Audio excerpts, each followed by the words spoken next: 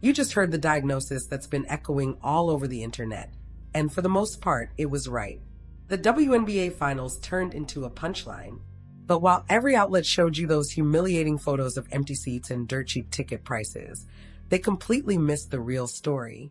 They showed the symptom, not the disease.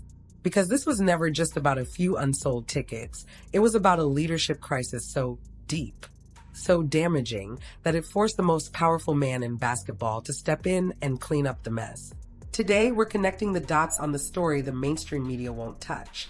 This isn't just about Caitlin Clark missing the finals. It's about what happened when NBA Commissioner Adam Silver was reportedly forced to confront WNBA Commissioner Cathy Engelbert over a disaster of her own making. This is the moment when the WNBA's internal failure became the NBA's public emergency. We're a community of narrative analysts dedicated to cutting through the PR noise and uncovering the truth behind the headlines. If you value that kind of deep dive investigation, hit that like button right now. It tells us we're on the right track. Now, let's unpack how this collapse really happened. The 2025 WNBA Finals should have been a triumph. The Las Vegas Aces, riding a 16-game winning streak, facing off against a rebuilt Phoenix Mercury squad stacked with talent. Aya Wilson, Chelsea Gray, Kelsey Plum, Alyssa Thomas. Every ingredient for a blockbuster showdown was there. But the problem wasn't the basketball, it was the silence surrounding it. You've seen the viral screenshots, finals tickets plunging to historic lows. Lower bowl seats for $25 to $45. Just a year ago, courtside seats sold for over $2,000. This time, you could grab them for under $1,000. By Game 3, prices bottomed out at a humiliating $6 for upper-level seats.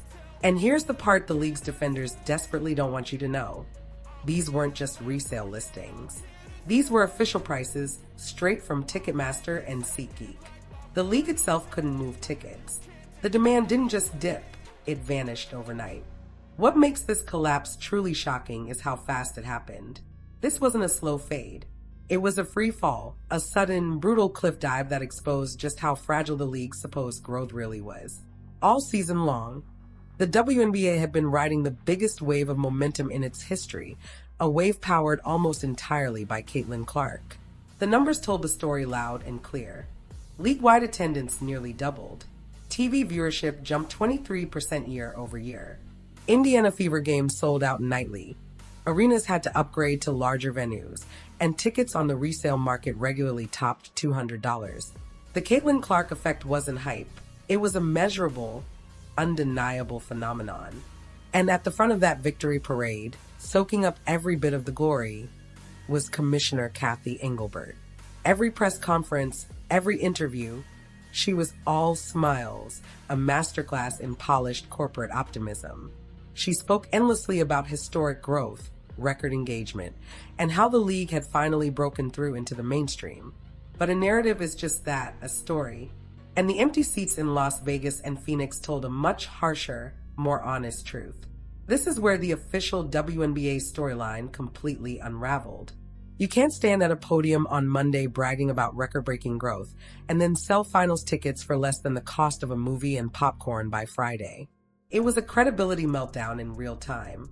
The league's own PR machine was being shredded by fans posting viral screenshots of ghost town arenas. The sentiment spreading across social media was brutal and direct. Paraphrased in thousands of posts, if the league is so strong, why does it cost less to see your finals than it does to bowl a few frames at the MGM Grand? The backlash was instant, and it had a target. Cathy Engelbert became the face of failure. She was the one who sold the story of unstoppable growth. So when that story collapsed like a house of cards built entirely on one injured superstar, she was the one left holding the bag. But as the outrage built, it stopped coming just from fans or media commentators. It started coming from inside the league itself. This is where the story went from a PR nightmare to a full-blown internal revolt. The frustration was no longer just tweets. It was coming straight from the players. And they weren't holding back. The most devastating blow came from Nafisa Collier, a former Rookie of the Year, multi-time All-Star, and one of the league's most respected voices. In a statement that sent shockwaves across the WNBA, she drew a line in the sand. We have the best players in the world. We have the best fans in the world. But right now, we have the worst leadership in the world. That wasn't feedback. That was a vote of no confidence, delivered live, in public, and aimed squarely at the commissioner's office. It was official. The rebellion had begun. When a player of Nafisa Collier's stature says something that blunt, it doesn't just make headlines. It gives everyone else permission to say what they've been holding back. And that's exactly what happened. Collier wasn't some isolated voice venting frustration. According to our research, other major stars like Satou Sabally also began openly criticizing league leadership for its lack of transparency and for silencing player voices behind the scenes. And the private conversations were even more brutal. Multiple reports confirmed that veteran players, furious over the empty arenas and non-existent energy, quietly told reporters that the WNBA Finals, the supposed pinnacle of their sport, felt more like an open practice. That right there is the turning point. This wasn't about marketing or ticket pricing anymore. This was a league in open rebellion against its own commissioner. And in professional sports, that kind of internal chaos, that level of public dysfunction, doesn't just fade away. It forces intervention from the very top. And that's exactly what happened. This wasn't a press release from the Players Union or a tough question from ESPN.